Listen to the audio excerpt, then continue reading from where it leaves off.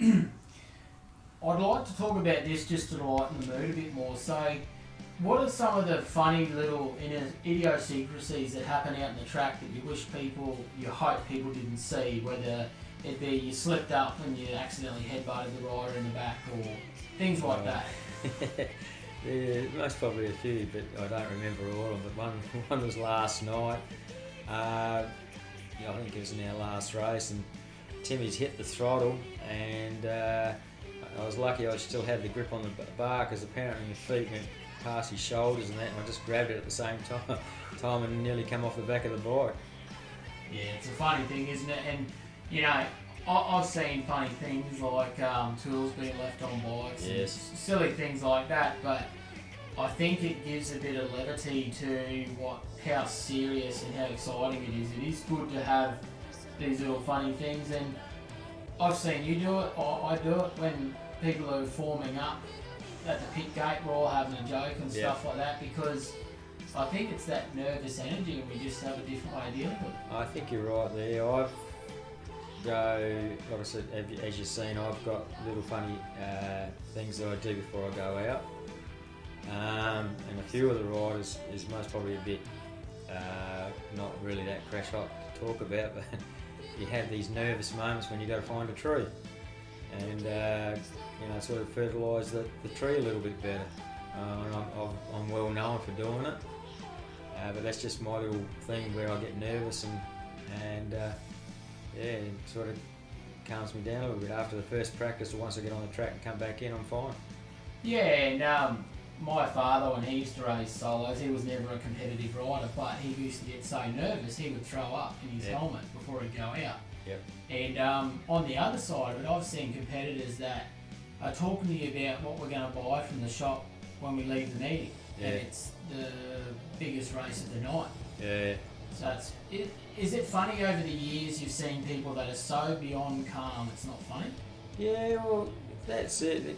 As you've seen yourself, there's people treat it in different ways in Speedway. There's, for instance, you look at Darren Trelaw. He's calm all the time. He's very professional, and he sticks to what he knows best. And then you've got people like me, where I might be behind the tree, having a good bark, and buddy feeling better later. So people treat it differently, but I find that with most sports that I do, when I play touch football or Aussie rules, when I used to play back in Adelaide, is that I used to do the same thing in all my sports. And as the years have gone on, people, with things like the Sidecar Grand Slam series and stuff like that that's been on television or whatever, there is a media aspect to the sport, and that's something I'm trying to touch on, but what is more daunting for you? Is it doing interviews over the PA or getting on the bike? Or neither? It really doesn't bother me. I think I've been in the sport that long now, where I know where my job is out on the track, and I know that everybody knows I've got one job that I've got to do, and I've got to try to do it properly. Then on the other hand, on the other side of the fence, we've got interviews like this, where I'm a great believer in trying to push the sport. It needs a lot of publicity.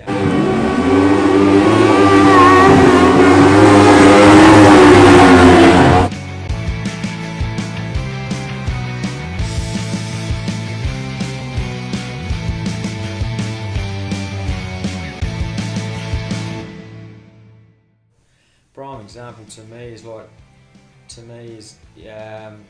netball. It was nothing. Then they've got the right people. I don't know how much money they spent, but now they got the right people pushing it on TV, doing this and doing that. Yet Speedway in general, it seems to be sat in the sort of the old cupboard type thing, if you know what I mean. Yeah, and I've definitely said this multiple times, and I'll still say it. If I had silly lotto money tomorrow, I'd put on my own Sidecar series and I'd try my ideas, because then I'd have money to waste, and if it all went bad, at least I had to go. Whereas I do think it is important that we do talk as men and we're honest, but at the same time, you know, I was very impressed last night with the whole Tamworth thing. That was really cool to see that. It's very cool for me to see how people do things differently, better or worse. I still am happy to see that, but you know, when I was a kid, I grew up in Brisbane, and the exhibition speedway was the biggest deal ever. And you would have meetings where there'd be like Simon Wigg and Greg Hancock racing, and then on the same meeting there would be Wayne Monk and people like that, Ross Brown, and, you know, so there would be this cool mix, but it was all in the city and in the public eye. Whereas now, it is a bit harder to come by, so I think that is the importance of what we're doing here, is to try and get to the bloke down to the pub, or, you know, you go to the doctors, and you're fortunate because your doctor, her receptionist, is actually a competitor's girlfriend. That's right, But not many people know what Speedway bike racing is, let alone Speedway sidecars. So, what are some of the things that would, say if you had an unlimited budget and you had resources, what are some of the things you would love to see sidecars do? Say if we did this next year, if you had all the money in the world and you had your free run of it, what would you do? I actually really haven't thought about it that much. It's like I've been watching everybody else doing it instead. I mean, a person that comes to mind is Dion Lim. He's putting money back into the sport. He's built a track in his own backyard. He's got a big backyard. He invites riders up, and him and Tony Padmore have only just recently bought Pioneer Park, which are trying to get that up and going again. As for myself on that subject, I don't know. The development of the speedway is most probably what it would be.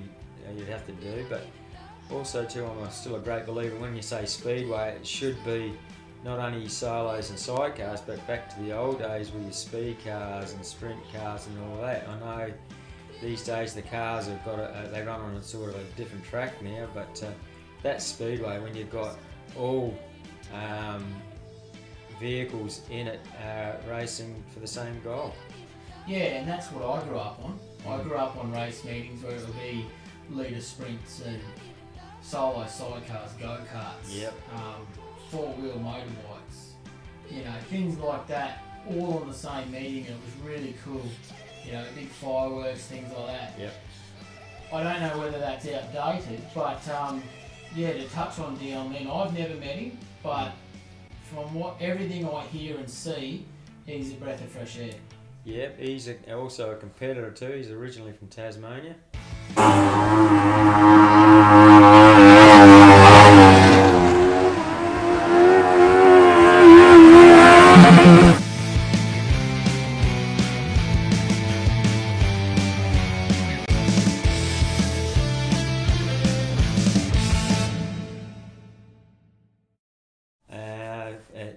Funny enough, also too, I'm part of the Legends racing team with Jim Irwin.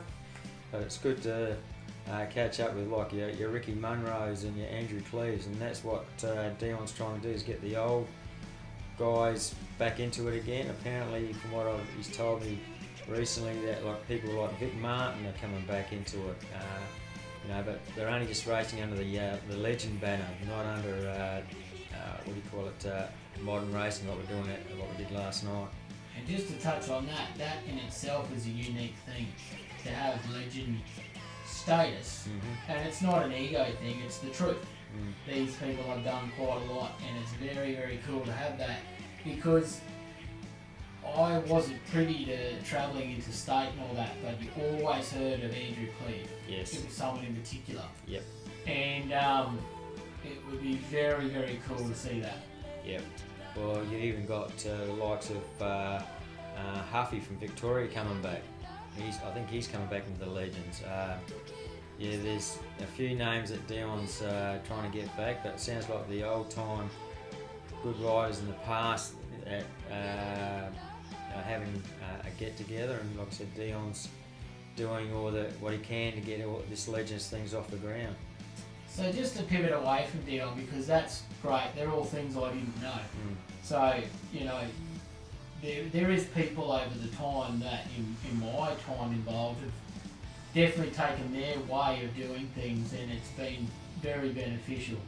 But just pivoting away from that, the things I've noticed in my time with sidecars particularly, the presentation, the overall mechanical presentation of bikes, the speed, things like, and the willingness to travel. What else have you noticed, say, in the last 10 years of sidecars that really stick out for you? Is the professionalism, I think. How, like you just touched on it now, that everything looks nice and neat. I remember back in the day, and I'm talking back at Riley Park days again, at that stage the solo riders were very professional in the leathers and the preparing in the end product of the bike when it came out on the track. Where the Speedway sidecar boys, what we used to do is just dress in black, and the bikes look rough as anything, but if you know the sidecar riders, at the best of times they reckon we're tough men, but actually we're really pussies anyway.